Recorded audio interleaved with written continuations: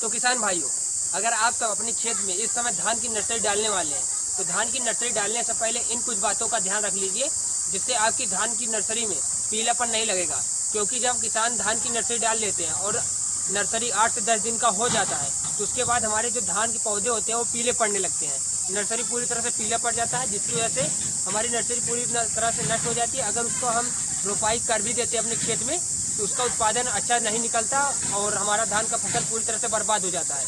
तो आप सब नर्सरी के खेत में ये गलती ना करिए। अगर आप सब नर्सरी डालने वाले हैं तो नर्सरी डालने से पहले इन कुछ 2 से 3 बातों का ध्यान रख लीजिए, जिसकी वजह से आपकी नर्सरी में ये पीलापन वाला रोग नहीं लगेगा। क्योंकि कुछ ज़्यादा खास रोग नहीं है, बल्कि ये खेतों की कमी की वजह से लगता है, जिसकी आप सब आसानी से अपने खेत में कंट्रोल कर सकते हैं।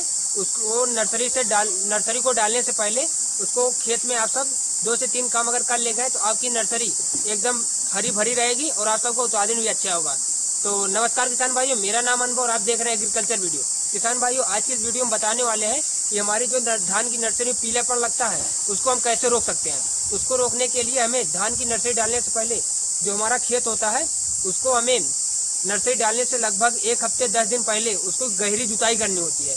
गहरी जुताई करने के साथ साथ उसको पाटा नहीं लगाना है, सिर्फ गहरी जुताई करनी है और खेत को खुला छोड़ देना धूप में, जिसकी वजह से खेत में जो मिट्टी होती है उसमें धूप लगने की वजह से जो मिट्टी में कीड़ मकोड़े होते हैं वो धीरे धीरे नष्ट हो जाते हैं धूप लगने की वजह से। क्योंकि इस समय गर्मी का मौसम है और तापमान आप सब देख ही रहे हैं 44-45 डिग्री सेल्सियस है, जिसकी वजह से अगर आप 1 हफ्ते अपने खेत में धूप लगवा देते हैं तो आप सबके खेत में जो रोग लगने वाले कीड़े मकोड़े होते हैं वो धीरे धीरे मर जाएंगे। तो आप सब सबसे पहला जरूरी काम ये कीजिए, अपने खेत की जुताई कीजिए जैसे हमने की है, और उसके बाद आप सब इसको धूप में खुला छोड़ दीजिए।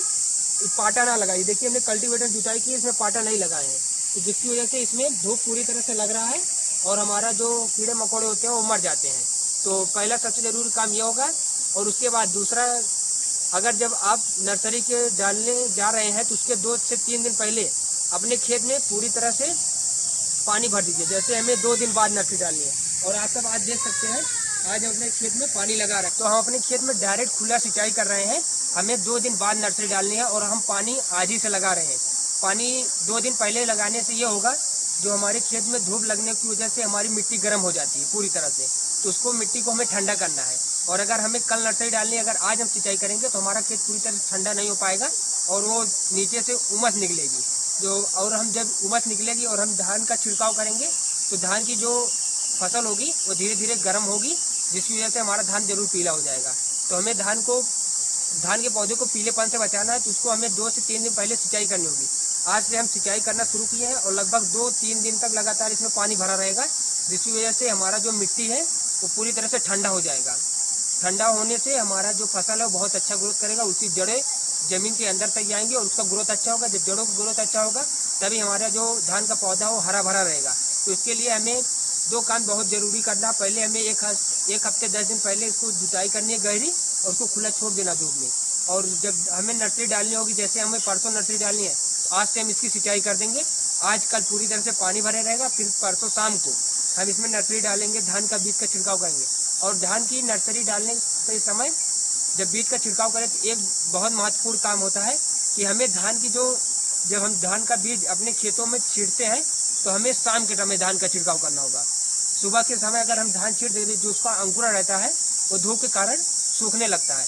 तो आप सबको यह गलती नहीं करनी। आप सबको जब धान की नर्सरी आप सब डालने जाइए तो पहले खेत में पानी लगाकर उसके बाद शाम के समय आप सब अपने धान को खेतों में छिड़काव कीजिए, ताकि उसके बाद पूरा 12 घंटे रात रहेगी, जिसकी वजह से हमारा पूरा धान ठंडा रहेगा।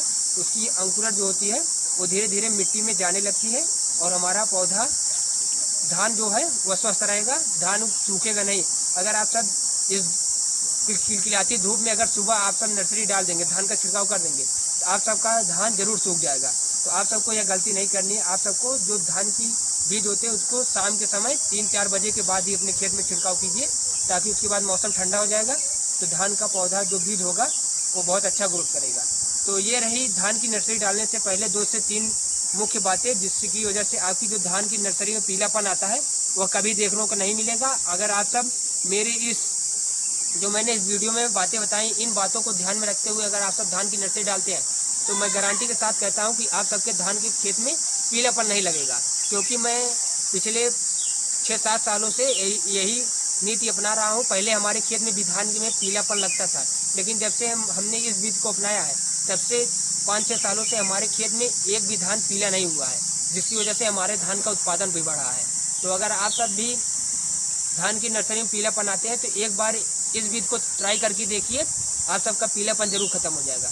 बाकी अगर आप सबको कोई भी शंका है कि हम इस समय अपने धान की कौन सी नर्सरी डालें कि उत्पादन हमें अच्छा से अच्छा मिले, कुंटल बिस्सा के पीछे 1 कुंटल उत्पादन निकल जाए, 1 बीघा हमारा 20 कुंटल उत्पादन हो धान का, तो आप सब हमने एक वीडियो बनाया है कि 2025 में हम किन धान का चुनाव करें जो कि उत्पादन के मामले में सबसे अच्छा हो और खाने के मामले में अच्छा हो, वो भी हाइब्रिड किस्म।